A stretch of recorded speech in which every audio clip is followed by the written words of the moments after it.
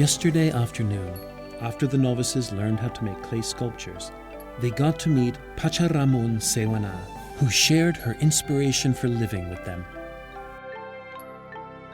As she introduced herself just a second ago, she asked you when she first came in and you saw her, what did you think? Because she has no arms. I felt really inspirational when how she came in and tried, and she was happy, she's not sad, and I was really touched by her. Ramon has a physical disability. She was born without arms, so she has had to use her feet to write and pick things up since she was young. But she shared her outlook on her strong sense of living with the novices. ดิฉันมีใจที่เป็นคนปกติเหมือนท่านโดยใช้เท้าทำทุกสิ่งทุกอย่างเป็นเหมือนมือ So as you can tell, her body is not the same as everybody else's. She is missing two of her limbs, okay? But her heart is the same as yours. And everything she does nowadays, she uses her feet to do her daily activities. For today's activity, the novices got to paint a plaster sculpture of the Dhamma riddle, close your eyes, ears, and mouth, and open your heart. The instructor told the novices during the break that most people use their hands to paint, while she uses her feet to do it. The difference may lie in the method, but what they have in common is the heart. การที่เราใช้เท้าแทนมือมันค่อนข้างจะลำบากเรารู้สึกเราสู้กับความกลัวที่สังคมเขามองเราเพราะว่าเราใช้ไม่เหมือนกับคนอื่นมันต้องใช้ความกล้าหาญใช้ใจที่เราจะกล้าแสดงออกต่อสาธารณชน Society or some people may look at her differently, and this is something which she needs to fight for, is to have the same right, the same opportunities as other people, such as you and I. But there's a lot of people in society that may not, look at her as she's normal because she's different. So she wants to be able to do the same things to the same standards which we do. While painting the sculpture, Ramon explained that while she lacked educational opportunity, she was able to overcome these obstacles and eventually graduated with a master's degree in law. She also passed on her knowledge about rights and responsibilities to the novices. Before the end of the session, Ajahn summarized the Dhamma from this inspirational activity and had the novices give blessings to Ramon to show their gratitude.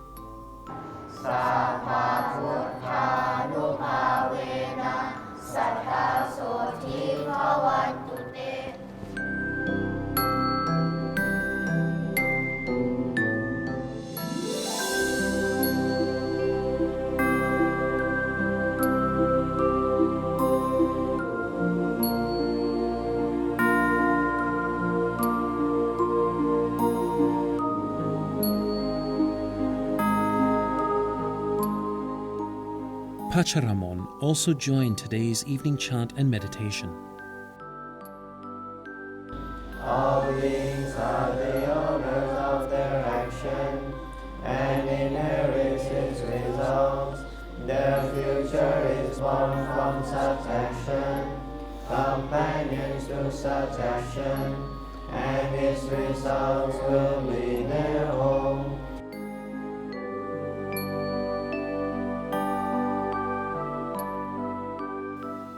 Today's Dhamma story activity was particularly special because Gonkiat, a sand artist, came to illustrate the story of the Buddha by using sand.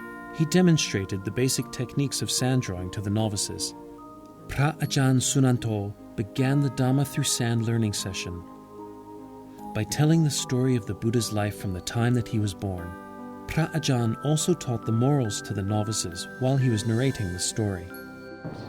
Eventually, after a period of time, you have the birth of the Bodhisattva, who was actually born in a very auspicious way.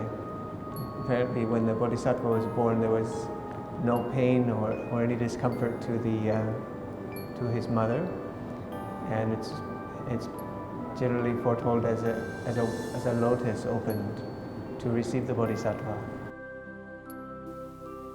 The next sand painting depicted the story of Prince Siddhartha when his father heard the prophecy that his son would either become a great king or a great spiritual leader.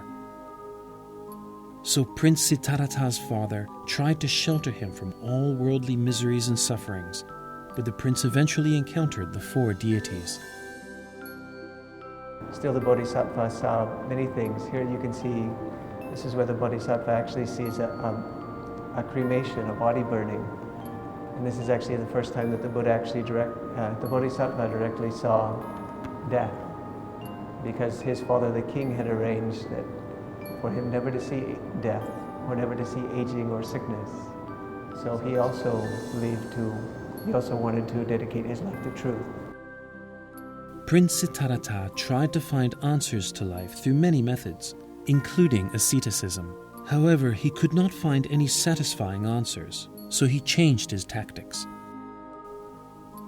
Prince Siddhartha also had to fight with Mara before he became enlightened.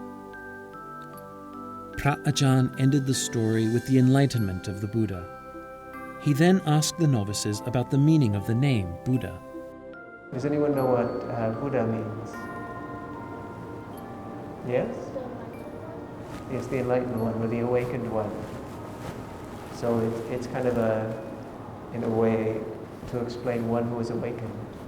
So in some ways you can say anyone who's awakened is a Buddha, but the way it's used traditionally, the Buddha is also called an Arahat, who is one who's freed from defilements.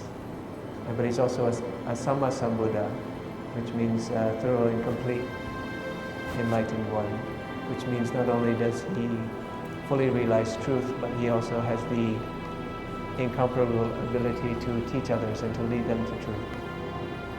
Ajahn clarified how the Buddha's enlightenment came from his spiritual quality, or parami, which means to practice with good determination to reach a higher level of satisfaction.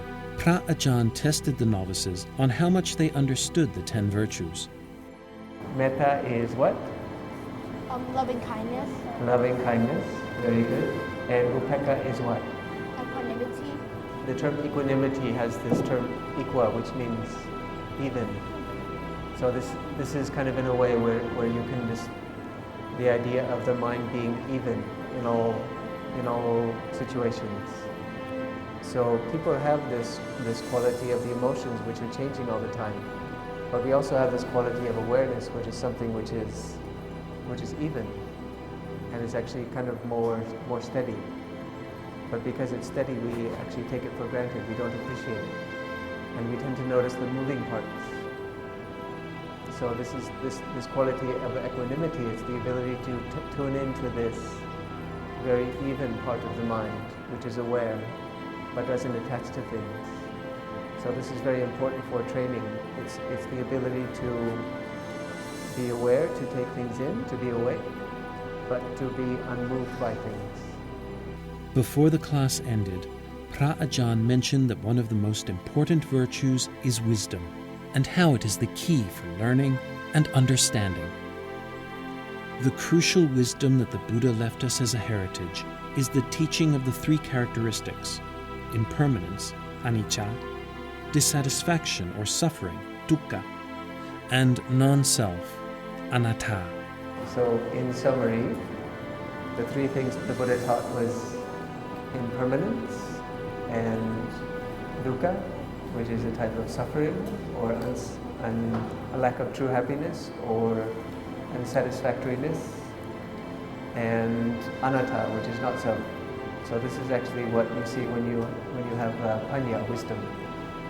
So this actually leaves a few of the paramitas. Does anyone know any of the other paramitas? There's only a few left now. So it's double bonus points. The lessons and the activities in the afternoon of the final day of the Week of Love was about understanding the deeper mind through the Dhamma. This activity was suitable for the novices' age and helped to encourage their development.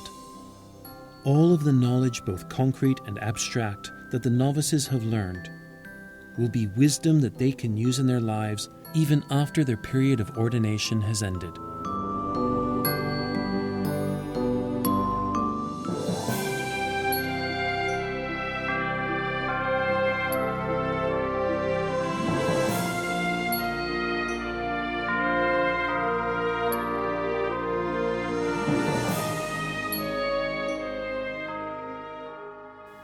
The week of Let Go, which is the final week, has started. The novices will learn intense lessons about the forest-dwelling way, together with how to make sacrifices and have compassion and kindness for other people.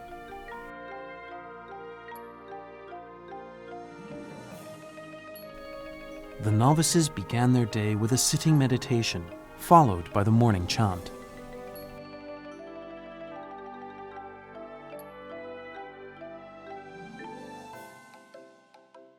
Anunya sikho bhagava samanera nang thassa sikha patani tesu ja samanere nisihintu bana timbata veramani adhinadhana veramani abrahmacharya veramani.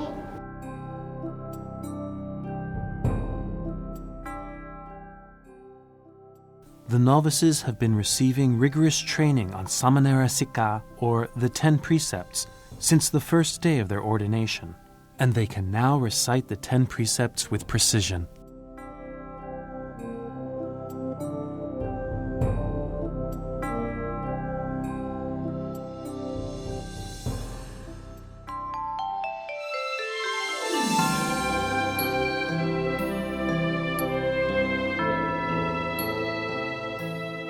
The novices prepared themselves to meet with people waiting to offer them alms.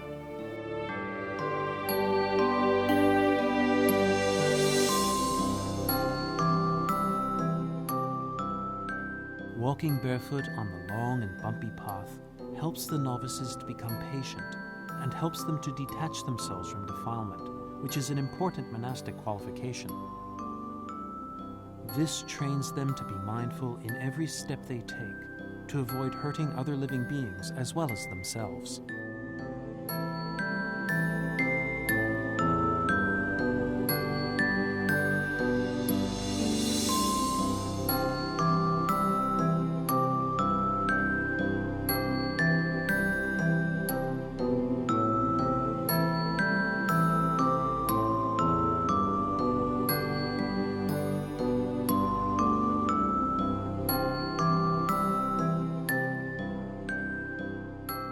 Even though it started to rain, the novices still went for alms as usual.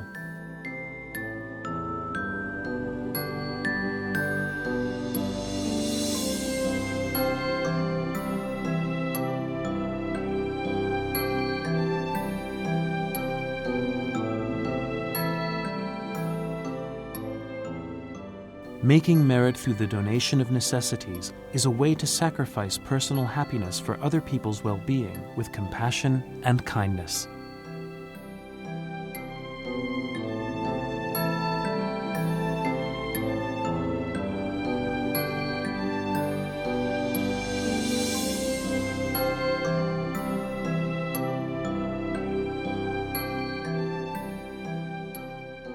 On the way back from the alms round, some of the novices volunteered to assist Ajahn by helping him carry the alms bowls.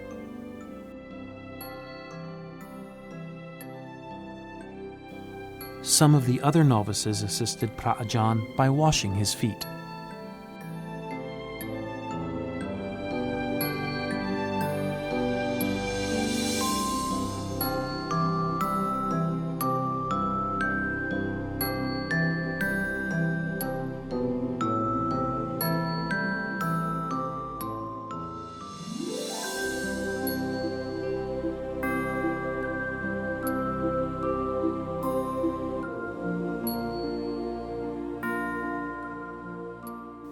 Before the meal, Ajahn had the novices practice reciting the blessing chant that monks and novices recite to express their appreciation for the merit that the Buddhists have made. At the same time, the novices also practiced reciting other chants.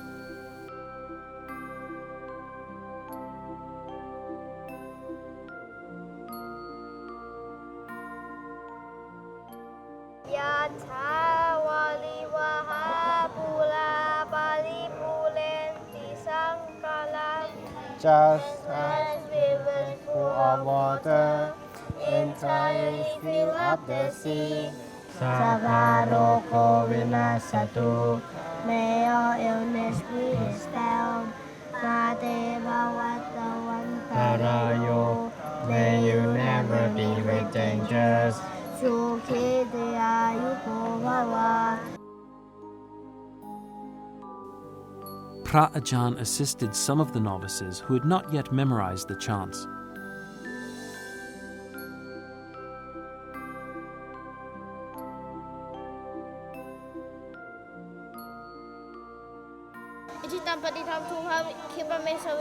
Kipameva samijatu. Ichitang patitang tumhang. Kipameva samijatu. Ki. You can see ki in Thai. So you sing this. Ichitang patitang tumhang ki. That's the first syllable. Okay. Ajahn offered techniques for the novices to practice chanting while meditating by increasing the level of practice to be more difficult.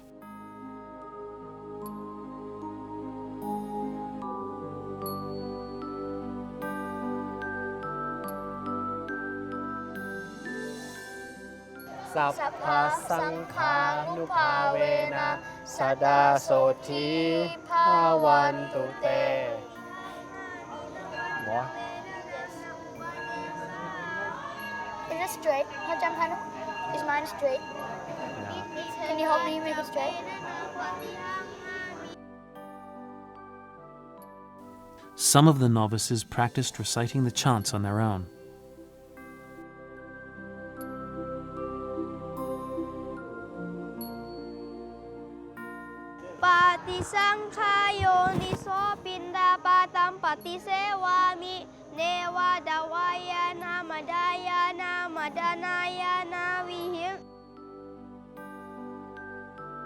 Then Ajahn had the novices do a sitting meditation before receiving their food.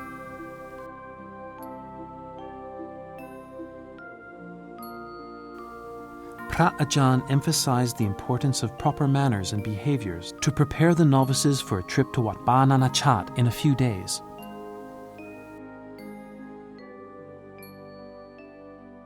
After tomorrow, you're all going to Wat Banana Chat. After tomorrow, you have to practice quiet, because Wat Banana Chat, all the monks they are practice quietly. If you go there and make noise, and then they cannot practice. They will say that Ajahn here not teaching you.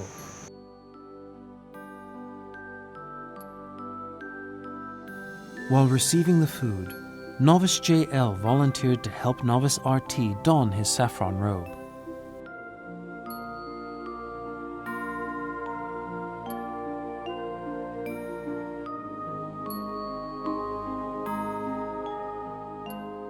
Ajahn also explained about Wat Banana Chat's tradition of reciting the blessing chant and the chant before meals, allowing the novices to understand the process of chanting there. Okay, and then the Yatha is Ajahn Servant will chant. Ajahn Servant will chant the Yatha until Manijo Diraso Yatha.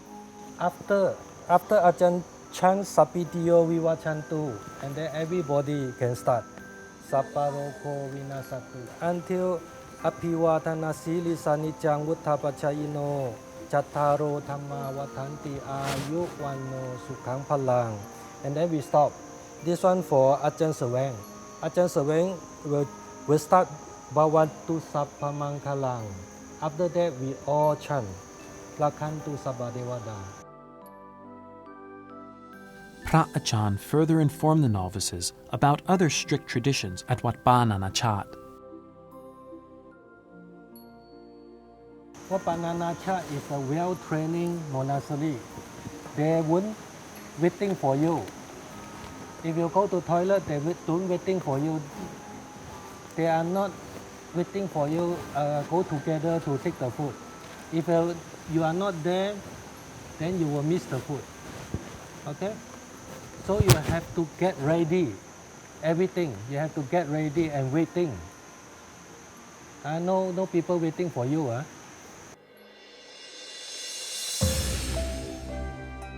Throughout their final week of ordination, the novices will face more intense practices and lessons, as well as do new things they have never done before. It remains to be seen what their challenging new lessons will be like.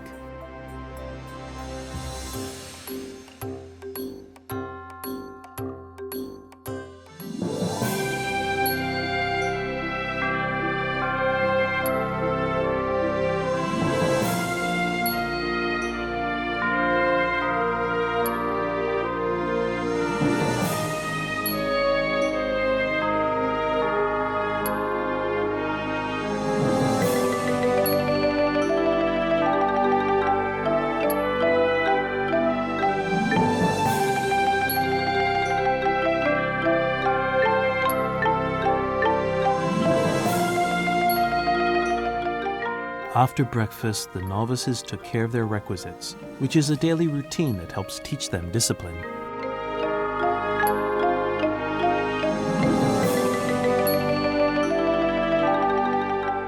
Some of the novices assisted Phra Ajahn, which has become a familiar routine to them.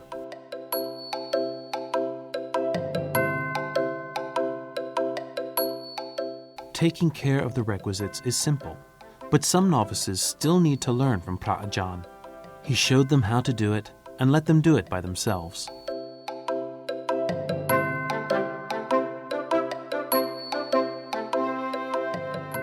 We combine with the stand first, and then you go to the lip. Please. Okay, combine them. So which side you put on the floor? This or this? Okay. Because if we put it this side, this is what happens. Okay, any side you just combine them.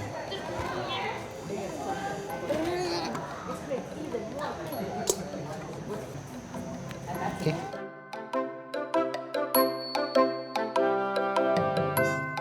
Today, Phra Ajahn gave the novices some books to read before the learning session. However, they had to do it in a different manner today. Though the novices read books every morning, today they had to sit in an upright position while reading, which was more challenging.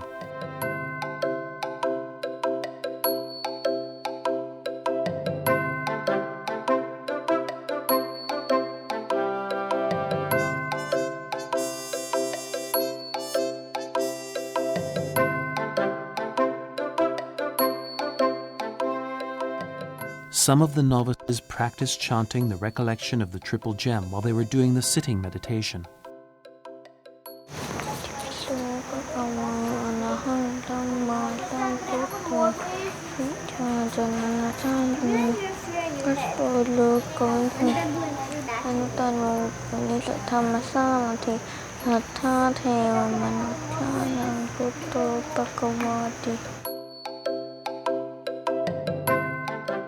Doing a sitting meditation in the right position helps the novices prepare themselves for the next activity, while at the same time improves their postures.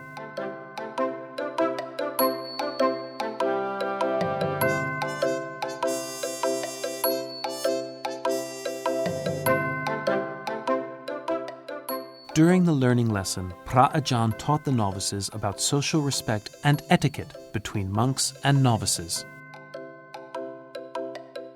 I just a little bit of guide for you to do how we sit properly, how we respect practice with on here, respect and play, respect for a person, respect for your study. Even your people to come to see you, like before offering anything, they respect. Like Ajahn Jakino, Ajahn Pasanno, all the monk teaching you, you can respect. Before you ask anything, you don't say like this. You can. May I ask you something, Ajahn? May I ask you a few questions? It's like it, very, very good. Pra Ajahn also taught the novices to pay respect to the alms bowls, which are important requisites for life in the monkhood. You can respect for the bone and anything for the monk, like the people, let's respect all of you because you have the jivan. I remember many years ago, Ajahn Chah, he bow in the bone when he stay alone. I just thinking about it. Oh, why Ajahn Chah, Luang Po Chah, he pay respect about the bone when he go to trekking outside in the forest.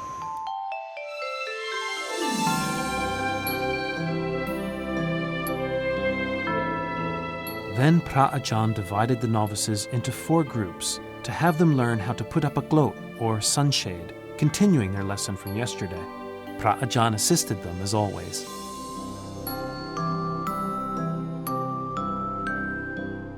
After they separated into groups, Pra Ajahn began with a demonstration on how to tie a rope for hanging the gloat. I show you one time only. Oh no. Ati, one time only. If you miss, then you don't know. If we miss. Yes, if you miss, you miss. Okay, one, you tie like this. This one is over there. Yeah? So Okay. not first. This is the first step only, not yet. It has 2 steps. They have 2 steps. Okay, You see, want to don't ask here. Look at here. Look at here. Can you move? Come.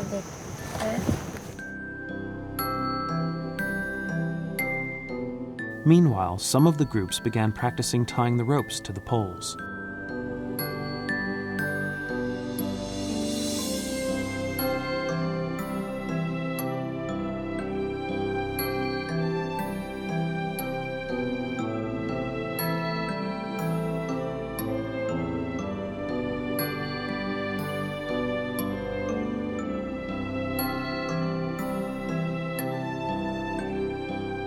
While the novices were practicing putting up the gloat, Pra Ajahn asked some of the novices how they spent their lives while being ordained. Just all of you, we just Ajahn guide a little bit, 15 minutes, sit meditation, you know how many in the Pusa hall? Just 15 minutes, I think. It's not so long. Here, I think really good train here. I think it's not hardly the training like that. The training is very simple training. You know, in the yoga, but yoga just for exercise. But here, Luang Ta, he said, from the mind.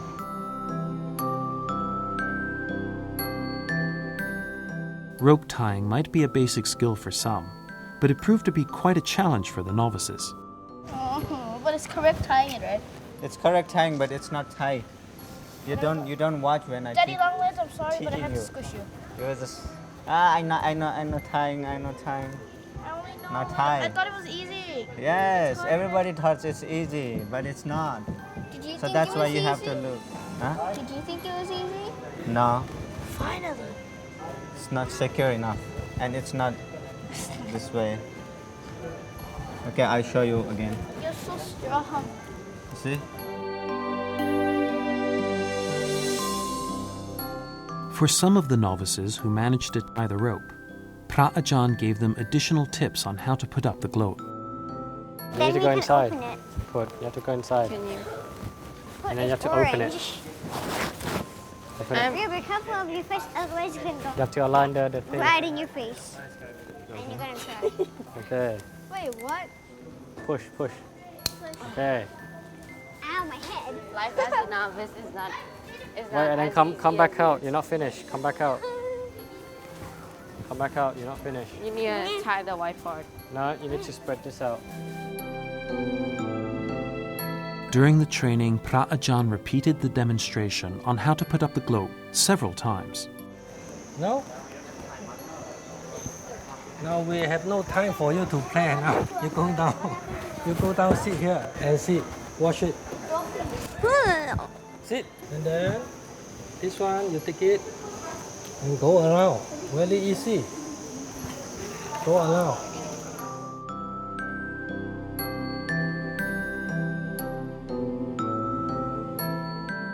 Some of the novices tried to do it by themselves, but they still could not.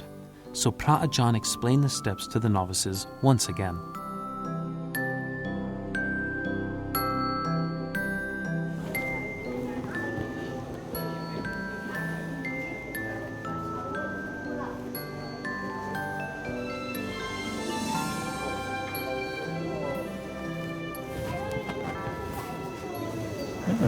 Meditate inside, okay? Don't need to be taught.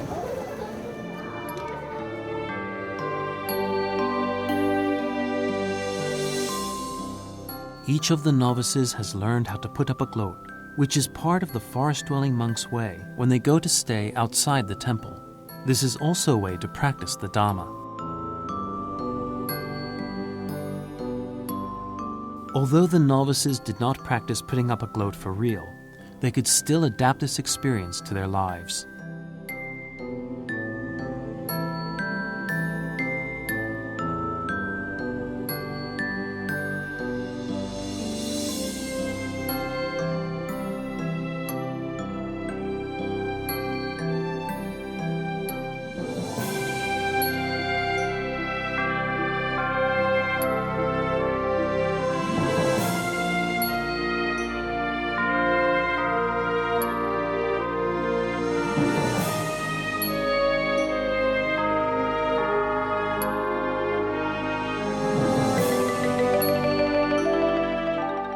The topic for this afternoon's learning session was Heroes in the Field.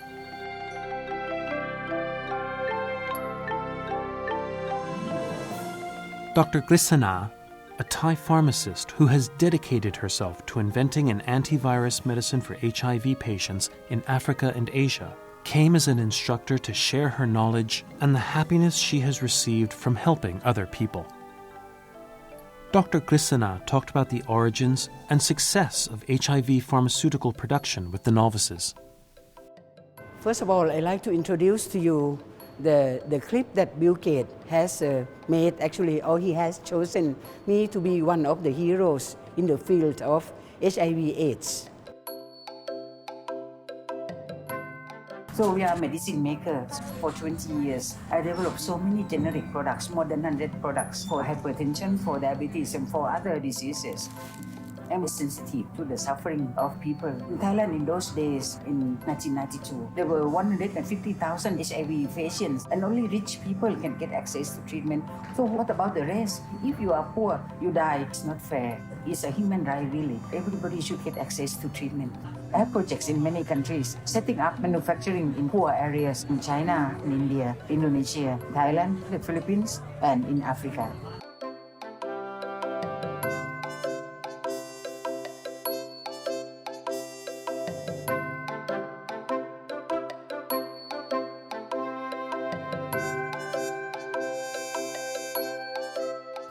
Dr. Krisana told the novices that she has helped other people for many years with firm belief and determination in her heart. I always believe that everybody should get access to treatment. Actually, I was motivated by the sense that everybody should get access to treatment. Is a basic human right, really. If it is unfair, I will fight to the end. It doesn't matter what it costs me.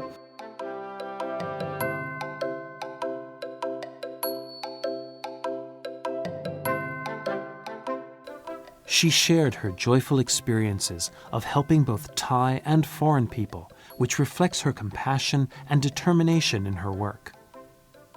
She also gave an example of a successful case she was particularly proud of.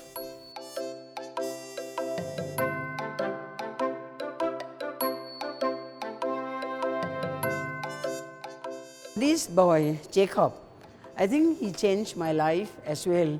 Initially, I wanted to work in Africa for only 5 years, But this boy, he suffered from cerebral malaria. So I use artesunate suppositories that I prepare, or I ask people to prepare. After 1 hour, he was alive. So I felt that it's worth to do this. Even if I could save only one life, it's better.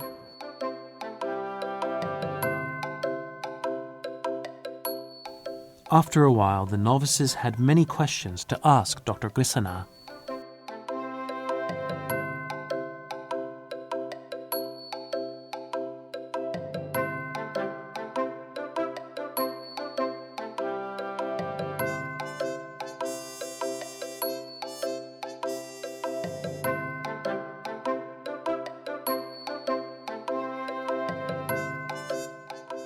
For the following activity, Dr. Krisana gave the novices a lecture about medicinal plants that are used to cure diseases. Many of the novices took an interest in this topic.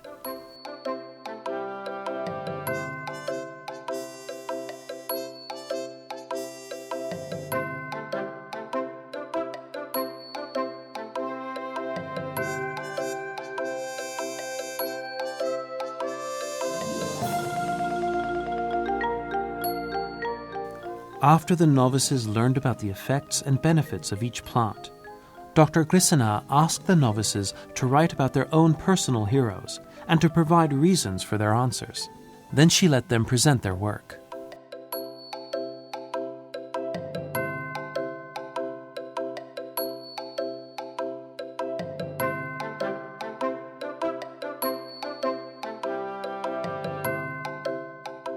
I actually have 3 heroes.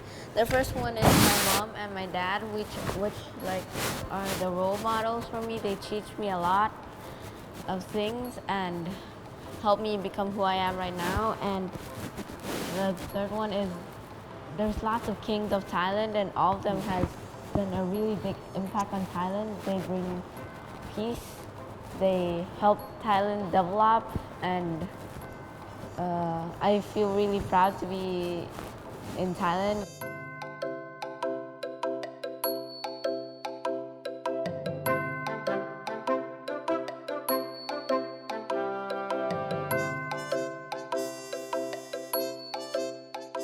My parents, because they help me with my chores and they take care of me every day.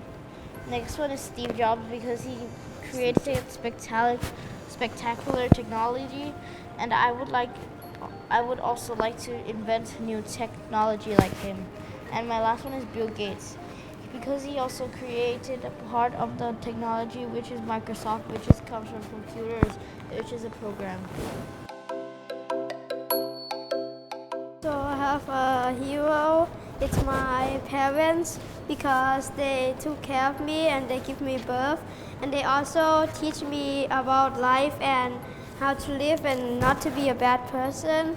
They also gave food to me, and they were kind to me and gave me everything.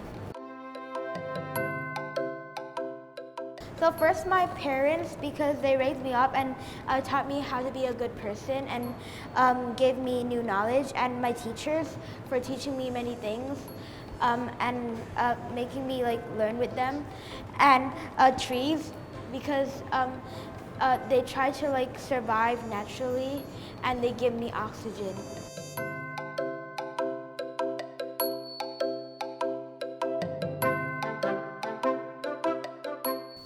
Then Dr. Krisana shared her daily life with the novices.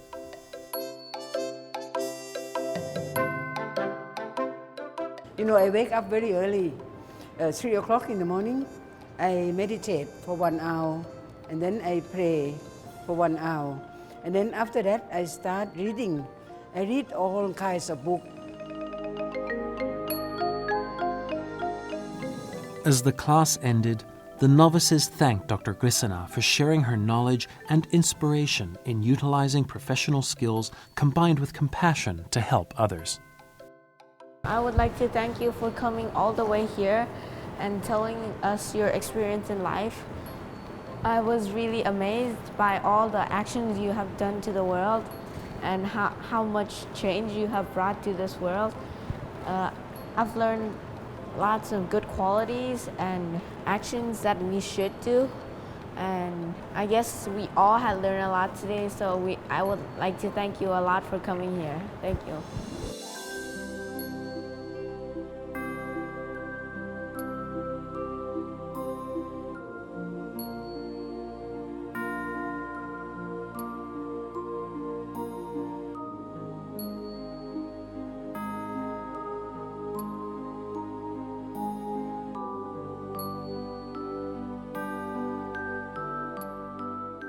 This final week, in which the novices will learn to be selfless, make sacrifices for others, and practice as forest-dwelling monks, has begun. Although their Dhamma lesson has nearly come to an end, the novices can adapt all the experiences and lessons they have learned into their lives in order to become adults with compassion and kindness.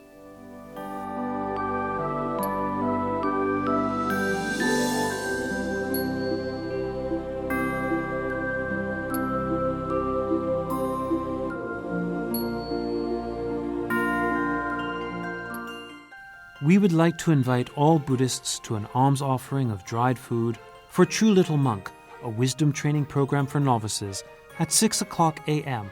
at Wat Ba Sai Ngam, Det Udom, Ubon Ratchathani. Please follow the summary of daily routines tomorrow at 9 o'clock p.m. Follow us worldwide through the streaming on www.truelittlemonk.com or Facebook, True Little Monk. The dual language broadcast is available on TrueVision channels 60 and 99 and TrueVision HD channels 119 and 333 and True Blupanya channel. The dual language live broadcast is accessible 24 hours on True ID and True Blupanya applications. All episodes of the Daily Reel documentary of True Little Monk are available on YouTube.